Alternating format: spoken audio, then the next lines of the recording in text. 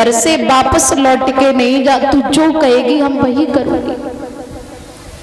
जवाब दिया, अगर रखना है तो शर्त तुझे मंजूर है, मैं रहने के लिए तैयार हूं। आज मेरे भैया सुनीति ने गजी की साड़ी पहनी, हाथ में बांस लिया और बांस लेकर के महलों के ऊपर चढ़ गई। देखिए विधि का विधान, पता नहीं चलता है कि जीवन में समय कब बदल जाए। आज तो हम अच्छी तरह से बैठे परीक्षित जी, कल हमारे साथ क्या हो जाए मुझे तो ये भी पता नहीं। जब हम कहीं दुकान से कोई चीज लेने जाते हैं ना, कोई वस्तु लेने, तो हमें गारंटी मिलती है, गारंटी। कोई 1 महीने की देता है, कोई 2 महीने की देता है, कोई 6 महीने की कहता है, कोई 1 साल की, कोई 2 साल की, 5 साल की। लेकिन भगवान ने शरीर तो इतना सुंदर बना दिया परीक्षित जी, लेकिन जब शरीर की गारंटी 1 सेकंड की नहीं ली, 1 सेकंड की गारंटी नहीं। समय कैसे चेंज हो जाए, जीवन में कब दुख कब सुख आ जाए, जीवन के बारे में किसी को पता नहीं। वही रानी जो कभी महलों से नीचे नहीं उतरा करती थी, वही रानी आज महलों के ऊपर पूरे पूरे दिन धूप में कागाओं को उड़ाती है। शाम जब होता है ना, तो उस महल को छोड़ करके और चली जाती है झोपड़ी में लेटने के लिए। भैया जीवन जो होता ना, ये रेलगाड़ी की तरह होता है। कभी जीवन की रफ्तार ज्यादा हो जाती है और कभी इस जीवन की रफ्तार बिल्कुल स्लो चली जाती है। कभी जीवन के ऊपर दुख आ जाते हैं तो कभी जीवन के ऊपर सुख आ जाते हैं। कभी जीवन खुशियों से बहुत खुश हो जाता है और कभी जीवन दुखों से भर जाता है। इसी को जीवन कहते हैं। कि जीवन रेलगाड़ी की तरह होता है भैया। तो जीवन तो भैया एक रेल है, का भी पैसेंजर का भी मेल है। तो जीवन तो भैया एक रेल है।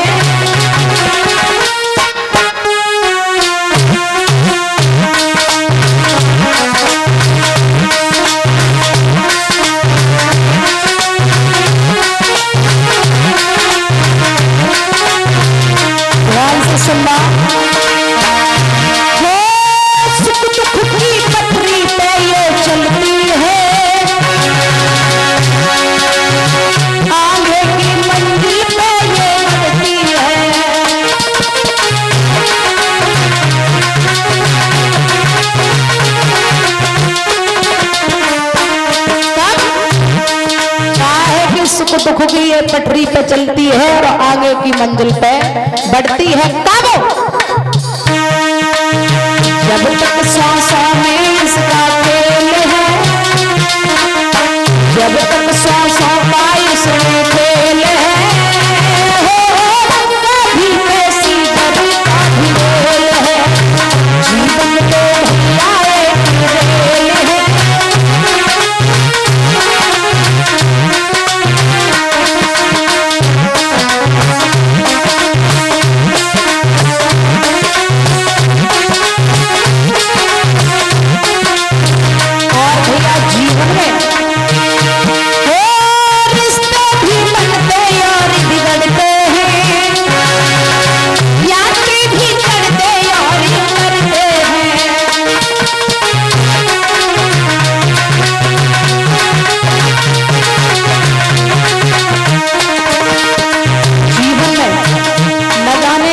रिश्ते बन जाते हैं, न जाने कितने रिश्ते बिगड़ जाते, इसी को कहते हैं जीवन। दाता के सिग्नल का सब खेल है। दाता के सिग्नल का सब खेल है। कभी पैसेंजर कभी मेल है। जीवन को भैया एक रेल है।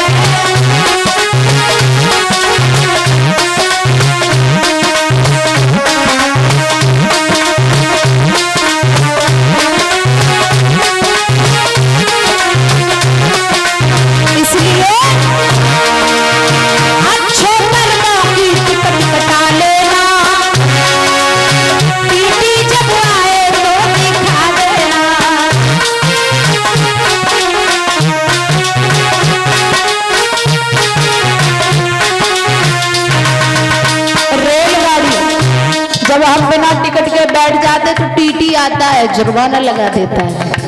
और जीवन रूपी गाड़ी का भी एक टीटी होता है, जिसे कहते हैं यमराज। यमराज ये हमारी जीवन रूपी का टीटी है।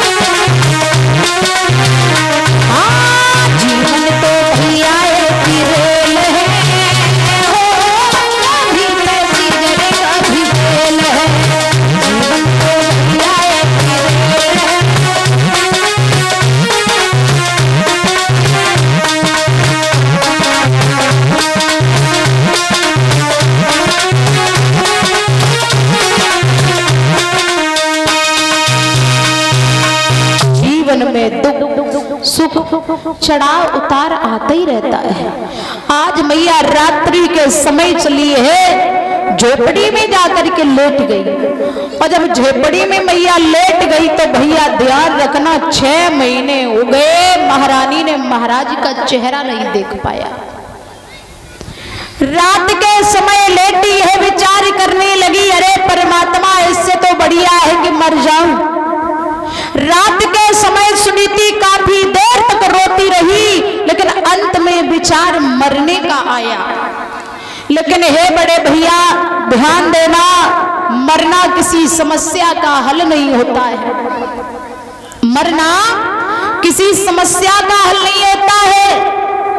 आज भी कुछ लोग अगर समस्या में उलझ गए तो अपनी जीवन को त्याग देते हैं, अपने जीवन को ही खत्म कर देते हैं। लेकिन ध्यान रहे, मरना किसी समस्या का हल नहीं। ये शरीर संघर्षमय, ये शरीर से संघर्ष करो।